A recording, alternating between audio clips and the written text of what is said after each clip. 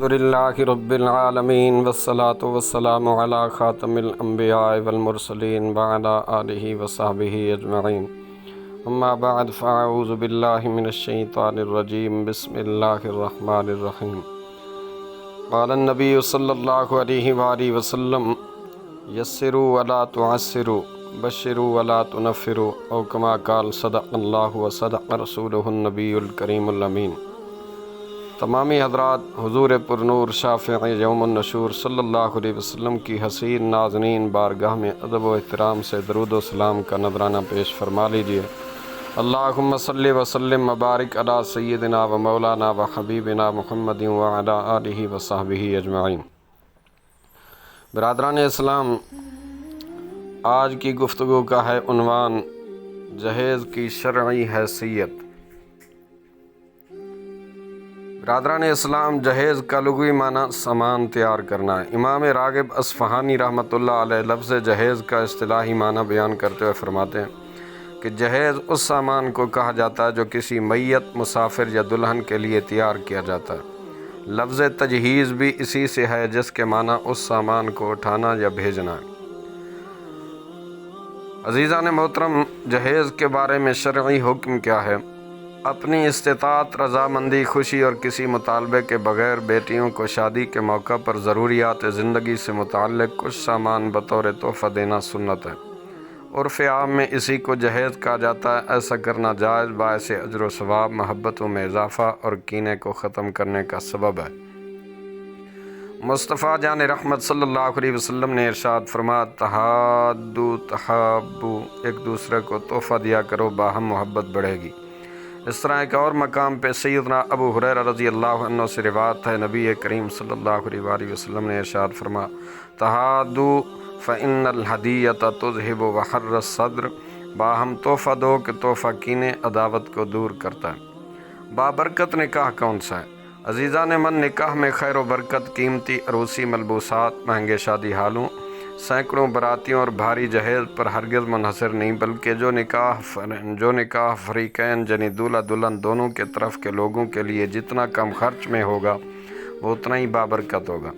حضرت سیدہ عائشہ صدیقہ طیبہ طاہرہ رضی اللہ عنہا سے روایت ہے، مصطفیٰ جان رحمت صلی اللہ علیہ وآلہ وسلم نے ارشاد فرمایا، ان اعظم النکاح برکہ ایسرہ مؤونۃ، بڑی برکت والا نکاح وہ ہے جس میں بوجھ کم ہو، یعنی جس نکاح میں فریقین کا خرچہ کم کروایا جائے، مہر بھی معمولی ہو، جہیز بھاری نہ ہو، کوئی جانب مقروض نہ ہو جائے، کسی طرف سے شرط سخت نہ ہو، اللہ کے توکل پر لڑکی دی جائے، وہ نکاح بڑا ہی بابرکت ہے۔ ایسی شادی خانہ آبادی ہے۔ آج ہم حرام رسم و بیہودہ رواجوں کی وجہ سے شادی کو خانہ بربادی بلکہ خانہائے بربادی بنا لیتے ہیں۔ اللہ تعالی ہمیں اس حدیث پاک پر عمل کی توفیق دے۔ رفیقان ملت اسلامیہ، میری ملت کے جوانوں، بزرگوں، بھائیوں، میری ماؤں، بہنوں، بیٹیوں، سرور کونین صلی اللہ علیہ وآلہ وسلم کو زمین و آسمان کے خزانوں کی کنجیاں عطا کی گئیں۔ اگر چاہتے تو پہاڑ سونے کے بن کر آپ صلی اللہ علیہ وسلم کے ساتھ چلتے۔ اس کے باوجود نبی کریم صلی اللہ علیہ وآلہ وسلم نے شہزادی کونین سیدہ فاطمہ الزہرا رضی اللہ عنہا کا نکاح نہایت سادگی سے فرمایا اور بطور جہیز روزمرہ ضروریات زندگی کا کچھ سامان عنایت فرمایا۔ حضرت سیدنا علی المرتضیٰ رضی اللہ عنہ فرماتے ہیں، جہز رسول اللہ صلی اللہ علیہ وآلہ وسلم فاطمۃ فی خمیل وقربۃ ووسادۃ حشوها اذخر، رسول اللہ صلی اللہ علیہ وسلم نے حضرت فاطمہ زہرا رضی اللہ عنہا کو جہیز میں ایک چادر، ایک مشکیزہ، ایک تکیہ جس میں اذخر نامی گھاس بھری ہوئی تھی تیار کر کے عنایت فرمایا۔ حضرات محترم، آج کل لڑکے دولہا والوں کی جانب سے جہیز کے لیے بڑی لمبی چوڑی فہرستیں آتی ہیں اور بڑے دھڑلے سے مطالبہ کیا جاتا ہے، فلاں چیز جہیز میں لازمی ہونی چاہیے، بلکہ بعض تو برانڈ، دکان اور شاپنگ مال کا نام تک بتا کر اس بات کا پابند کرتے ہیں کہ خریداری وہیں سے کرنا وغیرہ وغیرہ۔ بدقسمتی سے بعض دیندار، پابند شرع اور اچھے خاصے پڑھے لکھے گھرانے بھی جہیز کے معاملے میں انتہائی جہالت کا مظاہرہ کرتے ہیں۔ لڑکی دلہن والوں سے بہر صورت جہیز کا مطالبہ کرتے ہیں اور جہیز نہ دینے کی صورت میں رشتہ توڑنے کی دھمکی تک دیتے ہیں۔ یہ ایک انتہائی مذموم امر ہے۔ ایک مسلم معاشرے میں ایسا رویہ کسی طور پر قابل قبول اور شریعت کے مطابق نہیں، کیونکہ دلہن کی رہائش، کھانے پینے، کپڑوں کے اخراجات، گھر کا ساز و سامان، برتن یا فرنیچر وغیرہ سب کی تیاری و فراہمی شوہر کی ذمہ داری ہے۔ عورت کا ان معاملات سے کوئی لینا دینا نہیں۔ یہ سب چیزیں نان نفقہ عورت کے اخراجات کے زمرے میں آتی ہیں، جو کہ شوہر پر لازم ہے، اور بیوی اس کی ذمہ دار ہرگز نہیں۔ رسول اللہ صلی اللہ علیہ وآلہ وسلم نے ارشاد فرمایا: اتقوا اللہ فی النساء فانکم اخذتموہن بامان اللہ۔ خواتین کے بارے میں اللہ سے ڈرو، تم نے انہیں اللہ کی امان میں لیا۔ واستحللتم فروجہن بکلمۃ اللہ وَلَهُنَّ عَلَيْكُمْ رِزْقُهُنَّ وَكِسْوَتُهُنَّ۔ ان کی شرمگاہوں کو اللہ کے حکم سے اپنے لیے حلال کیا، تم پر ان کا کھانا پینا اور کپڑے مہیا کرنا، خرچہ عطا کرنا یہ لازم ہے۔ خواتین کے مالی اخراجات کا بوجھ اٹھانا بنیادی طور پر مردوں ہی کے ذمہ ہے۔ ارشاد باری تعالیٰ: الرجال قوامون علی النساء بما فضل اللہ بعضهم علی بعض وبما انفقوا من اموالہم۔ مرد جو ہیں وہ عورتوں پر افسر ہیں، اس لیے کہ اللہ نے ان میں ایک کو دوسرے پر فضیلت دی، اور اس لیے کہ مردوں نے ان پر اپنے مال خرچ کیے۔ حضرت سیدنا انس رضی اللہ عنہ فرماتے ہیں کہ حضرت سیدنا ابو بکر صدیق رضی اللہ عنہ اور ان کے بعد سیدنا عمر فاروق رضی اللہ عنہ اور نبی رحمت صلی اللہ علیہ وآلہ وسلم سے حضرت سیدہ فاطمہ رضی اللہ عنہ کا رشتہ مانگنے آئے، تو نبی علیہ السلام نے سکوت فرمایا اور کوئی جواب نہ دیا۔ پھر یہ دونوں حضرات سیدنا مولا علی رضی اللہ عنہ کے پاس آئے اور انہیں حضور علیہ السلام سے رشتہ طلب کرنے کا کہا۔ سیدنا علی رضی اللہ عنہ فرماتے ہیں کیونکہ انہوں نے مجھے ایسے معاملے کی طرف متوجہ کیا جس سے میں غافل تھا، میں فوراً چادر سنبھالتے اٹھا، حتیٰ کہ حضور نبی رحمت صلی اللہ علیہ وسلم کی خدمت میں حاضر ہو کر عرض کی: یا رسول اللہ صلی اللہ علیہ وآلہ وسلم، فاطمہ رضی اللہ عنہا کا نکاح مجھ سے کر دیں۔ آپ صلی اللہ علیہ وسلم نے ارشاد فرمایا: عندک شیء، تمہارے پاس کچھ ہے؟ میں نے عرض کی کہ میرا گھوڑا اور ایک اونٹ ہے۔ ارشاد فرما: اما فرسک فلا بد لک منہ اما بدنک فبعھا۔ گھوڑا تو تمہارے لیے ضروری ہے، البتہ اپنے اونٹ کو فروخت کر دو۔ حضرت سیدنا علی رضی اللہ عنہ فرماتے ہیں میں نے اسے 480 درہم میں فروخت کیا اور آپ صلی اللہ علیہ وسلم کے پاس لا کر میں نے وہ رقم آپ کی گود میں ڈال دی۔ نبی علیہ السلام نے ان میں سے ایک مٹھی بھر درہم اٹھا کے فرمایا: ایو بلال، اے بلال، اس سے خوشبو خرید لاؤ۔ جبکہ بعض دیگر صحابہ اکرام کو بقیہ رقم سے جہیز کی تیاری کا حکم فرما، لہٰذا ایک بنی ہوئی چارپائی اور ایک چمڑے کا تکیہ جس میں گھاس بھری تھی تیار کیے گئے۔ اس سے معلوم ہوا کہ جہیز کی تیاری در حقیقت شوہر کے ذمہ ہے، لہٰذا جو شخص نکاح کا خواہش مند ہے اس پر لازم ہے کہ وہ پہلے اپنی رہائش گھر کا ضروری ساز و سامان، زیورات، سونا چاندی، برتن اور فرنیچر وغیرہ کا انتظام کرے، اس کے بعد شادی کرے۔ اپنی ذمہ داریوں کا بوجھ خود اٹھانے کی بجائے دلہن والوں پر یہ بھاری بوجھ ڈال دینا کہاں کا انصاف ہے، بلکہ یہ تو بھکاریوں والا کام ہے۔ خدا را اس مسئلے کو سمجھیں اور خواتین پر بے جا ظلم و زیادتی سے باز رہیں۔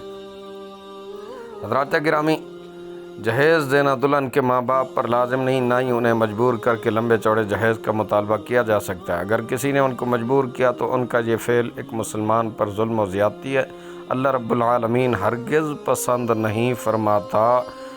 ارشاد باری تعالیٰ: واللہ لا يحب الظالمین۔ اللہ ظلم کرنے والوں کو بالکل پسند ہی نہیں فرماتا۔ شیخ الحدیث علامہ عبد المصطفیٰ اعظمی رحمۃ اللہ علیہ جہیز کے خلاف شریعت مطالبات کی مذمت بیان کرتے ہوئے فرماتے ہیں کہ ماں باپ کچھ کپڑے، کچھ زیورات، کچھ سامان، برتن، پلنگ، بستر، میز، کرسی، تخت، جائے نماز، قرآن مجید، دینی کتابیں وغیرہ لڑکی کو دے کر سسرال بھیجتے ہیں، یہ لڑکی کا جہیز کہلاتا ہے۔ بلا شبہ یہ جائز بلکہ سنت ہے، کیونکہ ہمارے نبی علیہ الصلوۃ والسلام نے بھی اپنی پیاری بیٹی سیدہ بی بی فاطمہ رضی اللہ عنہ کو جہیز میں کچھ سامان دے کر رخصت فرمایا تھا۔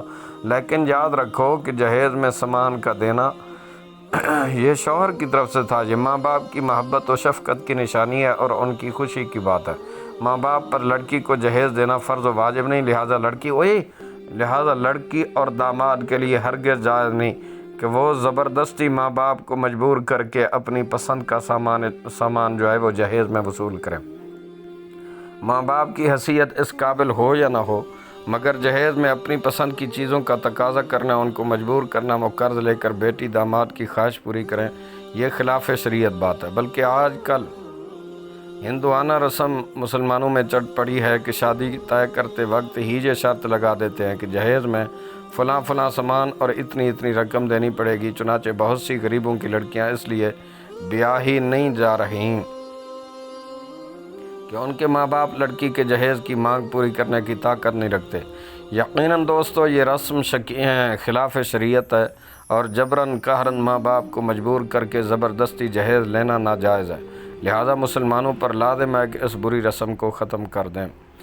برادران اسلام، انسان کے فطری تقاضوں کی تکمیل کے لیے نکاح ایک عظیم نعمت ہے۔ ہمیں اس کی ادائیگی کے لیے اسلامی طریقہ کار کو اپنانا چاہیے، لیکن بدقسمتی سے آج ہم نمود و نمائش، تکلفات اور برادری میں ناک کٹنے کے خوف سے ناچ گانے، آتش بازی، غیر شرعی قباحتوں سے بھرپور رسم حنا، رسم مہندی اور بھاری بھرکم جہیز جیسے جن رسم و رواج کو اپنا بیٹھے ہیں۔ ان کے باعث شادی بیاہ اب کوئی آسان امر نہیں رہا۔ شادی بیاہ کے بیجا خرچے معاشرتی ناسور کی شکل اختیار کر چکے ہیں۔ بچیوں کے غریب والدین شادی کے بھاری اخراجات کا بوجھ اٹھانے سے قاصر ہیں۔ ان کی ساری زندگی اپنی بیٹیوں کا جہیز تیار کرنے میں گزر جاتی ہے۔ وہ اپنی بچیوں کو سسرال اور معاشرے کے طعنوں سے بچانے کی خاطر بھاری قرضوں کے بوجھ تلے دبنے سے بھی گریز نہیں کرتے۔ دوسری طرف شادی بیاہ اور جہیز وغیرہ کے اخراجات پورے ہونے کے انتظار میں نوجوان بچیوں کی عمریں ڈھلی جا رہی ہیں، جس کے باعث کوئی ان سے شادی کے لیے تیار نہیں ہوتا۔ بالآخر وہ گناہ کے راستے پہ چل پڑتے ہیں۔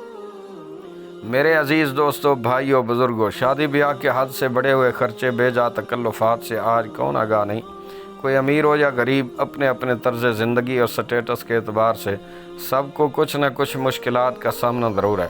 معاشرے کی بے بنیاد باتوں اور طعن و تشنیع کے خوف سے آج ہم نے خود اپنے لیے پہاڑ جیسی مشکلات کھڑی کر لی ہیں۔ حتیٰ کہ رشتہ داروں اور برادری میں اپنی ناک اونچی رکھنے کے چکر میں ہمیں لاکھوں کے قرض تلے دبنا بھی گوارا۔ اگر کوئی سمجھانے کی کوشش کرے، سادگی کا درس دے اور غیر ضروری خرچوں سے روکنے کی کوشش کرے، سارا خاندان مخالفت پہ کمر بستہ ہو جاتا ہے اور یہ کھوکھلا جواب پیش کیا جاتا ہے کہ فلاں رشتہ دار نے اتنی دھوم دھام سے اپنی بچی کی شادی کی، اپنے بیٹے کی شادی کی تھی، تو ہم ان سے پیچھے کیوں رہیں؟ اور ویسے بھی یہ شادی ہے، کوئی موت میت تھوڑی ہے جو چپ چاپ اور سادگی سے کر لی جائے، وغیرہ وغیرہ ایسے جملے بولے جاتے ہیں۔ برادران اسلام، میرے محترم بھائیو، اگر ہم قرآن و سنت یا اپنی تاریخ کا مطالعہ کریں تو ایسی دھوم دھام اور اسراف سے بھرپور شادیوں کا کوئی تصور و جواز نہیں پائیں گے۔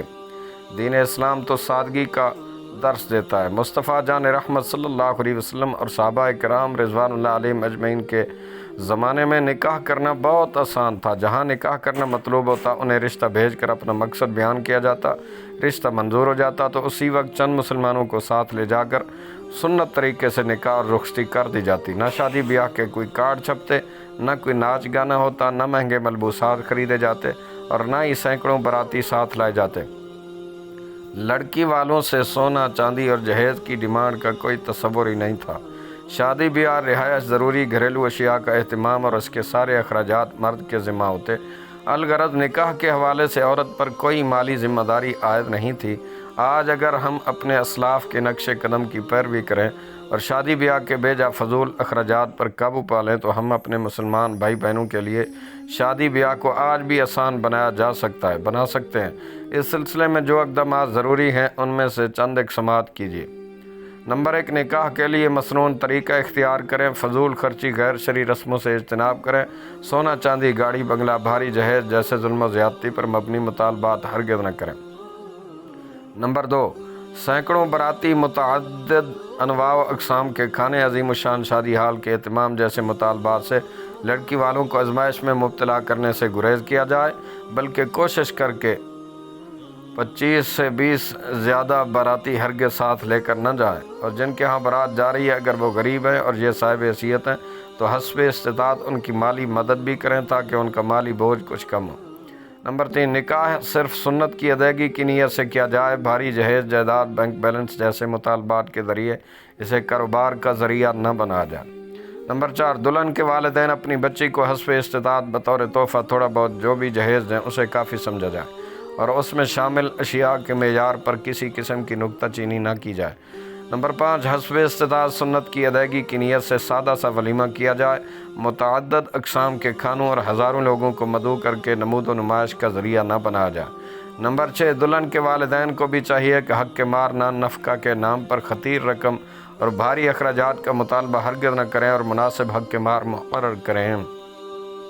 नंबर 7, जहेज़ के मुतालबात की लंबी चौड़ी फ़रिश्तें देने वालों के ख़िलाफ़ हुकूमत वक्त बाकायदा कानून साज़ी करके पाबंदी आयद करे और खिलाफ वर्जी करने वालों को करारवा की सज़ा दी जाए। नंबर 8, इलेक्ट्रॉनिक और प्रिंट मीडिया के ज़रिए मुतालबा जहेज़ के ख़िलाफ़ अवामुन्नास में शऊर पैदा किया जाए और उन्हें इस अमर के मुआशरती नुकसान से आगाह किया जाए।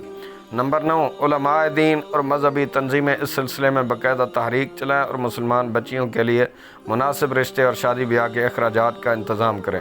नंबर 10, इलावाज़ी मुसलमान बच्चे बच्चियों के इस्लामी खतूत पर तालीम और तरबियत की जाए ताकि वह अपने दिल में दुनिया की मोहब्बत और बेजा दुनियावी ख्वाहिशात को पनपने न दें। हकीमुल उम्मत हज़रत मुफ्ती अहमद यार खान नईमी रहमतुल्लाह अलैह इरशाद फरमाते हैं कि अपनी औलाद के निकाह के लिए हज़रत खातून जन्नत शहज़ादी इस्लाम हज़रत फ़ातिमा ज़हरा रज़ी अल्लाह अन्हा के निकाह पाक को नमूना बनाओ और यकीन करो कि हमारी औलाद उनके कदम पाक पे कुर्बान। और ये भी समझ लो कि अगर हुज़ूर नबी अलैहिस्सलाम की मर्ज़ी होती कि मेरी लख्त जिगर की शादी बड़ी धूमधाम से हो और सहाबा किराम रज़ी अल्लाह अन्हुम से उसके लिए चंदा वगैरह के लिए हुक्म फरमा दिया जाता तो उस्मान गनी रज़ी अल्लाह अन्हु का ख़जाना मौजूद था जो एक एक जंग के लिए 900 ऊँट और 900 अशरफियाँ हाजिर कर देते थे। लेकिन चूँकि मकसूद ये था कि क़यामत तक ये शादी मुसलमानों के लिए नमूना बन जाए, इसलिए निहायत सादगी से ये इस्लामी रस्म अदा की गई। आइए दोस्तों मिलकर दुआ करते हैं कि अल्लाह हमें मसनून तरीके से निकाह करने की तौफ़ीक अता फ़रमा, शादी की बेजा रस्मों और इसराफ़ से बचा, शादी ब्याह में कम से कम खर्च करने की सोच अता फ़रमा, जहेज़ का मुतालबा करने वालों को हिदायत नसीब फ़रमा, ख़वातीन के हकूक़ की पासदारी करने और उनका ख्याल रखने का जज्बा इनायत फ़रमा। अल्लाह हमारे ज़ाहिर व बातिन को तमाम गंदगियों से पाक व साफ़ फ़रमा।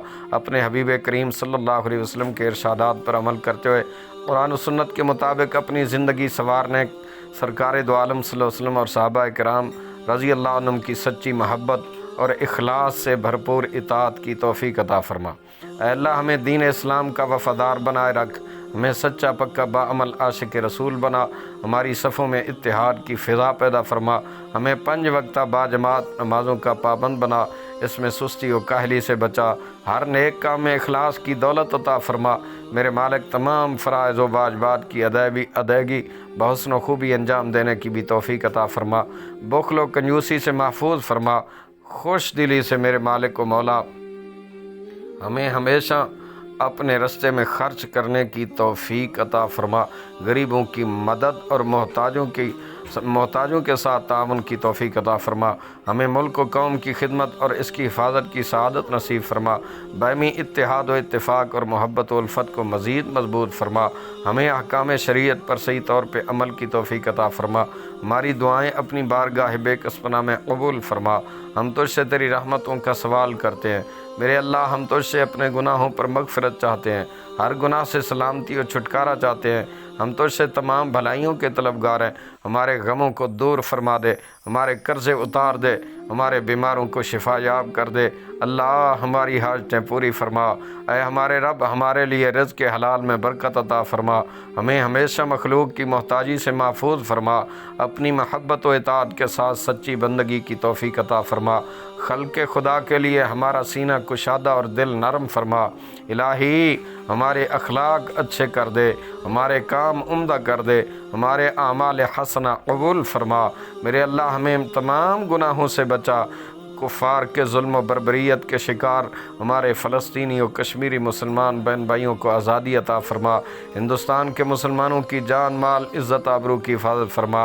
पाकिस्तान के मुसलमानों की इज़्ज़त आबरू जान माल की हिफाजत फ़रमा। मौला हमारे तमाम मसाइल खैर व बरकत के साथ हल फरमा। इलाही आमीन या रब्बल आलमीन बिहुर्मत सय्यदुल अबरार वल मुरसलीन व सल्लल्लाहु तआला अला खैरि खल्क़िही व नूरि अर्शिही सय्यदना व नबीना व हबीबना व क़ुर्रत आयुनिना मुहम्मदिन व अला आलिही व सहबिही अजमईन व बारक व सल्लम वल्हम्दुलिल्लाहि रब्बिल आलमीन। اللہ اکبر اللہ اکبر الحمدللہ حمدا طیبا مبارکا کثیرا۔